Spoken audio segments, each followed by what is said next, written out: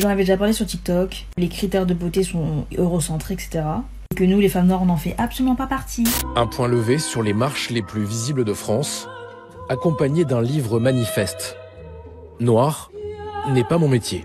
Te fait comprendre que tu es trop foncé et que du coup ce n'est pas bien. La femme noire s'inscrit dans un monde totalement différent de l'homme noir. C'est à la fois une forme de fantasme exotique, une forme de mépris aussi sur le corps noir. Mais en fait, comme dit Spike Lee, femme noire, c'est la double peine.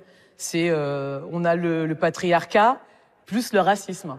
Dans notre communauté, la peau foncée, c'est synonyme de pauvreté. Ça veut dire qu'on est moche, que notre vie sera un échec, qu'on est un fardeau en fait. Et même quand on a les critères de beauté, taille en 8, grosse fesse, gros sein, ventre plat, bah parce qu'on est noir, on n'est quand même pas perçu comme le standard. La question c'est quand est-ce que ça s'arrête ?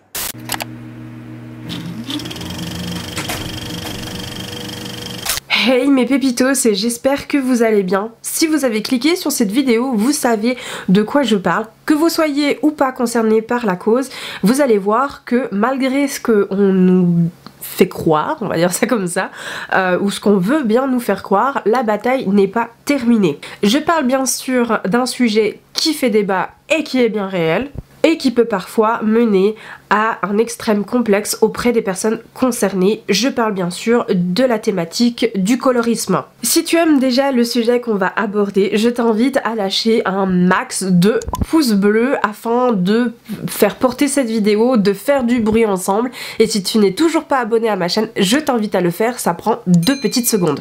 Je vais tout de même mettre un grand disclaimer quant à cette vidéo. Déjà parce que je vais certainement souvent baisser les yeux parce que j'aurais pris plein de notes pour cette vidéo, mais aussi si je suis un peu maladroite quant à mes mots, quant à ma façon de parler, ne soyez pas surpris car je suis une personne assez franche et du coup j'utilise des termes assez directs, donc si ça peut être un peu mal interprété de votre part, je m'en excuse déjà d'avance. Donc voilà, ne tenez pas rigueur ni de ma maladresse ni de mon franc parler. Je tiens également à spécifier que cette vidéo n'est pas pour discriminer des gens ni leur jeter la pierre, mais plutôt pour faire prendre conscience et aussi pour soulever une problématique qui est bien réelle encore en 2021. Donc qu'est-ce que le colorisme? À ne pas confondre avec le racisme, même si la ligne peut être très fine, mais le colorisme en fait est tout simplement une espèce de discrimination sur la variation de couleur de peau. Donc plus vous êtes clair, plus vous êtes bien perçu, et plus vous rentrez dans les gammes les plus foncées, et plus vous êtes un peu mal perçu quoi. Je suis bien consciente qu'on veut nous faire croire en 2021 que le colorisme ou le racisme est presque aboli parce qu'on nous montre beaucoup plus de body positive, beaucoup plus de conciliation, je mets des gros guillemets sur les deux termes.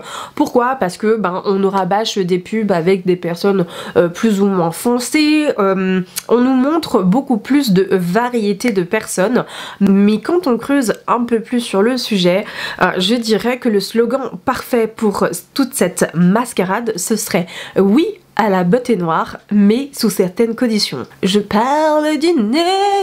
Pourquoi est-ce que je vous dis ça? C'est que quand on décortique et qu'on analyse, on remarque souvent qu'il y a une pseudo-acceptation de cette beauté noire, puisque du coup, on reprend soit quelques informations de la beauté noire, soit une beauté un petit peu, comment est-ce que je pourrais dire ça, peu représentatif de la beauté noire. Si on reprend les dictats de la beauté noire selon la société, on remarque que du coup les noirs ou les gens qui représentent la communauté noire ont souvent des traits soit métis. Alors on va pas parler plus en détail des métis parce que c'est encore une autre catégorie, moi je parle vraiment des gens qui sont pas métis mais qui sont vraiment issus d'une souche des personnes black. Je mets des gros guillemets, excusez-moi des termes, mais on se rend compte qu'il y a 2-3 traits de caractère dits au noir, que ce soit des grosses lèvres pulpeuses, des formes assez volumineuses, des pommettes bien définies, ce genre de choses, mais qui ressemblent à des traits presque européens. Je sais pas si vous arrivez à comprendre là où je veux en venir. J'ai surtout l'impression que quand on regarde les mannequins ou alors les acteurs, on remarque qu'ils ont des traits type un petit peu européens. Ou alors, pour certaines exceptions, on reprend des traits assez atypiques mais qui restent quand même très agréables à regarder visuellement parlant. Donc, pour plaire à la société, faut être soit une beauté noire assez incroyable avec des traits atypiques mais qui sont assez agréables à regarder, ou alors faire partie de cette beauté noire qui a des traits tirés plutôt type européen.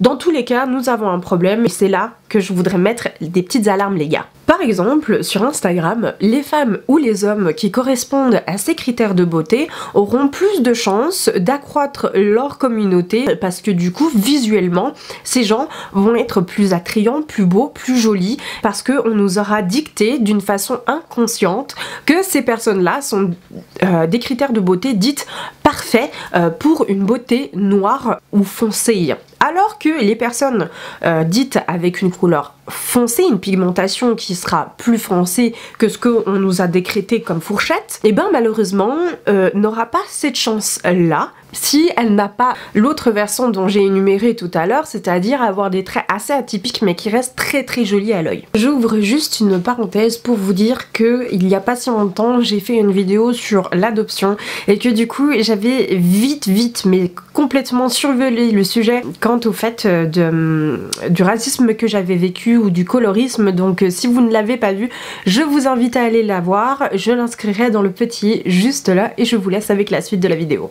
Mais alors, d'où viennent les origines de la discrimination et du colorisme? Eh bien, du coup, on va refaire un petit tour en arrière, on va revenir à l'époque du Moyen-Âge. Si vous aviez la peau claire en ce temps-là, que vous soyez noir ou pas noir, enfin voilà, le plus clair dans votre gamme de couleurs, eh bien du coup vous étiez considéré comme noble ou une personne appartenant à la richesse, parce que tout simplement les nobles restaient plutôt à l'intérieur, tandis que si vous aviez la peau un peu bronzée, un peu mate, enfin ce genre de choses, ou voire plus foncée, également dans la même gamme de couleurs de votre peau, eh bien vous étiez considéré comme pauvre puisque du coup c'est les gens les plus pauvres qui allaient travailler au champ ou à l'extérieur. Durant mes recherches, je me suis aperçue que ça se passait comme ça dans de nombreux pays. Allez savoir pourquoi, mais voilà, c'est une...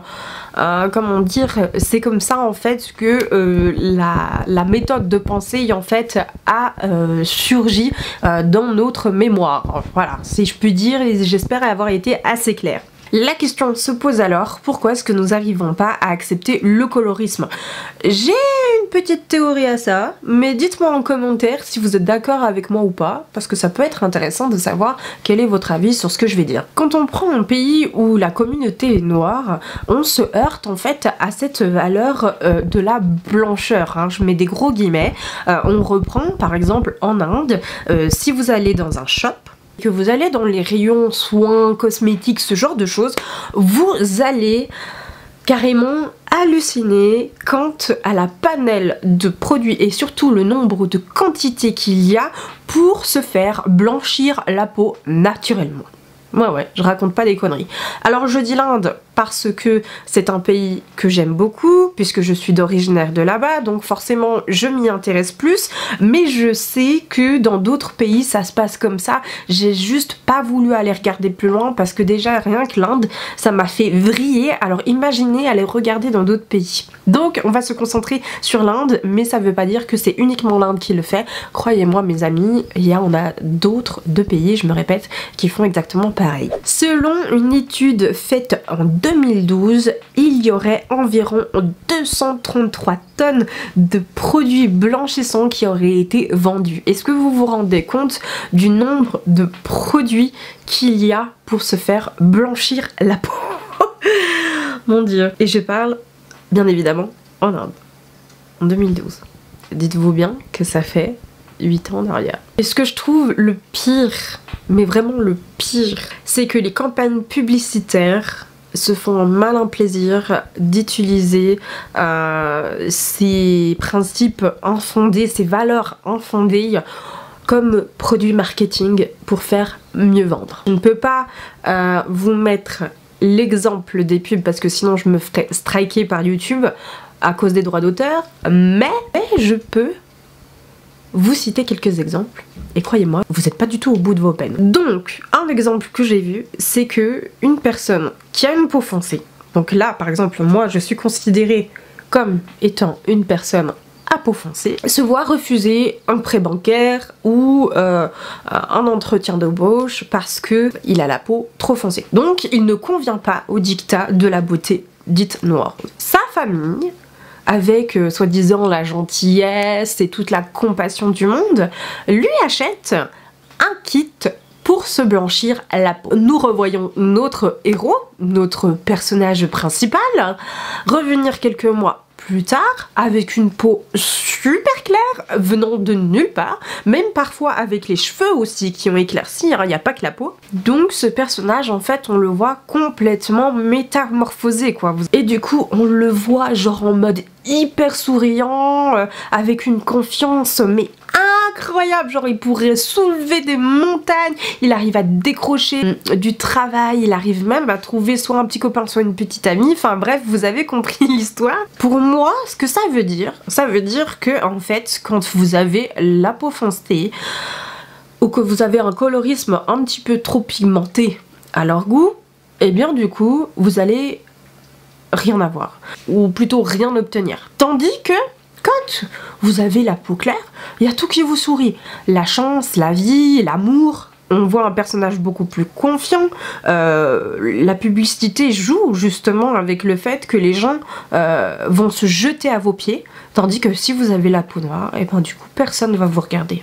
Quand on reprend ces exemples, on se rend compte que dans la communauté noire, il y a quand même un petit problème parce que comme j'ai dit la beauté en tout cas chez les femmes et aussi chez les hommes, mais j'ai l'impression que c'est beaucoup plus chez les femmes, si vous êtes plus clair vous plaisez et vous aurez plus de chances de vous élever entre guillemets dans la société.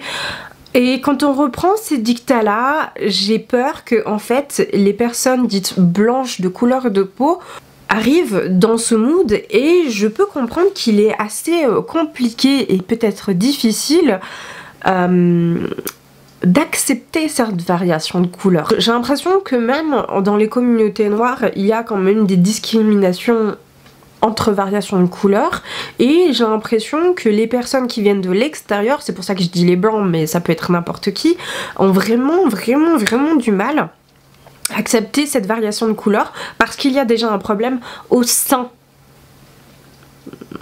de cette communauté. Je sais pas si je suis très claire, dites-le moi en commentaire, mais j'espère avoir été explicite dans ce que je viens de dire. Je sais pas en fait, dites-moi en commentaire pour vous quelles auraient été les solutions les plus adéquates à mettre en place concernant cette discrimination et surtout pour l'aboutir. Je peux vous dire que en écrivant mon script, en faisant des recherches, j'étais accablée de voir que durant toutes ces années, durant où le racisme a été aboli, qu'il y a plein de choses qui ont quand même avancé malgré tout, et ben que en fait la problématique reste au fond la même, puisque du coup même si les mentalités ont quand même changé, il y a quand même toujours cette espèce de discrimination raciale. C'est pour ça que je vous dis la ligne est très fine entre le colorisme et le racisme, parce qu'il y a des termes bien distincts et bien différents, et j'ai l'impression que le colorisme a été muté de façon à ce que on dise il y a une discrimination, et encore c'est une manière de rester raciste, pardon, mais en camouflant certaines choses. Je sais pas si vous avez compris ce que je voulais dire par là. Au fond, quand on y réfléchit et quand on analyse un petit peu, ça reste quand même du racisme, mais on a inventé ce mot-là pour justement mieux accepter le racisme, ou dans l'inverse, que le raciste soit moins raciste. Je sais pas si vous avez compris où je voulais en venir. Se rendre compte que ça ne doit pas être une problématique, et juste se rendre compte que ouais, on doit être vraiment soudés tous ensemble. Je sais pas comment vous le dire autrement en fait. C'est pour ça que j'ai pas voulu faire une grande énorme vidéo, mais plutôt une petite vidéo condensée avec toutes les informations que j'ai voulu mettre dedans, parce que je sais qu'il y en a plein des personnes qui auront fait des vidéos sur cette thématique avec des documentaires bien approfondis sur le sujet. Moi j'avais juste envie de soulever quelque chose de vrai et de soulever une problématique encore à l'heure actuelle qui fait encore de sacrés dégâts. Vous êtes beaux et vous êtes belles, quoi qu'il arrive, Et ne doutez pas de votre couleur de peau. Bien sûr, j'ai parlé pour toute la communauté noire, mais ça va aussi dans le sens inverse, hein, bien évidemment. La communauté blanche aussi. Vous êtes tous, toutes et tous magnifiques. Ne doutez pas de ça. Ne pensez pas que parce que vous avez, entre guillemets, un désavantage, que c'est vous la faute. C'est pas vous. C'est juste qu'on nous apprend pas à accepter la différence, à accepter les variations, à accepter ce qui pourrait être atypique. Parce que comme je l'ai dit tout à l'heure, c'est une beauté atypique mais qui reste agréable à regarder. On nous inculque pas justement le désagréable à regarder. Et je mets désagréable entre guillemets. Et ça c'est le plus triste. Voilà les amis, je termine cette vidéo sur ces notes quoique un peu philosophiques, mais j'espère que ça aura soulevé certaines consciences, que ça aura fait soulever certaines réflexions, certaines injustices aussi également que l'on pourrait subir face à cette discrimination du colorisme. J'avais juste envie d'exprimer vraiment avec mon ressenti et mon regard de jeunes personnes sur cette cause, parce que je trouve qu'on est tous concernés. Je le redis encore une fois, mais n'hésitez pas à liker cette vidéo pour qu'elle prenne plus d'ampleur, pour qu'elle fasse du bruit, parce que c'est ce que j'ai envie qu'elle fasse. Et si vous n'êtes toujours pas abonné à ma chaîne, je vous invite à le faire. Ça prend 2 petites secondes. N'hésitez pas à la partager aussi également. Je pense que ça fait plaisir aussi de savoir que ma vidéo, elle fait du bouche à oreille, comme on dit. Je vous fais des bisous. Ciao!